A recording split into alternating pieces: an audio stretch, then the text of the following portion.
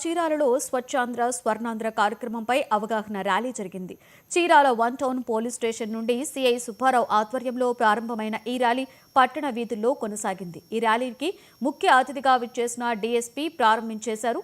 వ్యక్తిగత పరిశుభ్రతతో పాటు పరిసరాలను కూడా పరిశుభ్రంగా ఉంచుకోవడంతో ఎటువంటి రోగాల బారిన పడకుండా ఉండవచ్చని డీఎస్పీ చెప్పారు. ప్రభుత్వం ప్రతిష్టాత్మకంగా ప్రతి శనివారం చేస్తున్న ఈ కార్యక్రమంలో ప్రజలంతా పాల్గొని స్వచ్ఛ ఆంధ్రను విజయవంతం చేయాలి అని డీఎస్పీ ప్రజలకు పిలుపునిచ్చారు. అత్యంత ప్రతిష్టాత్మకంగా సాసా ఎస్ఏ అనే ప్రోగ్రాం ప్రవేశపెట్టింది.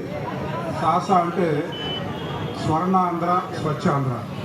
కాబట్టి ఎక్కడైతే స్వచ్ఛంగా ఉంటుందో, ఎక్కడైతే స్వచ్ఛత పాటిస్తారో అక్కడ ఎంతో అభివృద్ధి ఉంటుంది, ఎంతో డెవలప్మెంట్ ఉంటుంది అనే అభిప్రాయంతో మనం ఈ సాసా అనే ప్రోగ్రాం అంటే స్వచ్ఛాంధ్ర స్వర్ణాంధ్ర ఈ ప్రోగ్రాము ప్రతి నెల ప్రతి వారం జరుగుతూ ఉంది. కాబట్టి ప్రతి శనివారం మనం ఈ సాసా ప్రోగ్రాం కండక్ట్ చేస్తూ మన పరిసరాలు, మన ఆఫీస్ పరిసరాలు, స్కూల్ పరిసరాలు, ఇంటి పరిసరాలు, అట్లాగే మనం ఎక్కడైతే పనిచేస్తూ ఉంటామో అక్కడ ఉన్న పరిసరాలను జాగ్రత్తగా అంటే శుభ్రంగా ఉంచుకుని స్వచ్ఛతకు పాటుపడాలని గవర్నమెంట్ వారి ఉద్దేశం. దీన్ని మనం పాటిస్తూ ఉంటే మనకే ఎంతో ఉత్సాహంగా ఉల్లాసంగా బాగుంటుంది అది.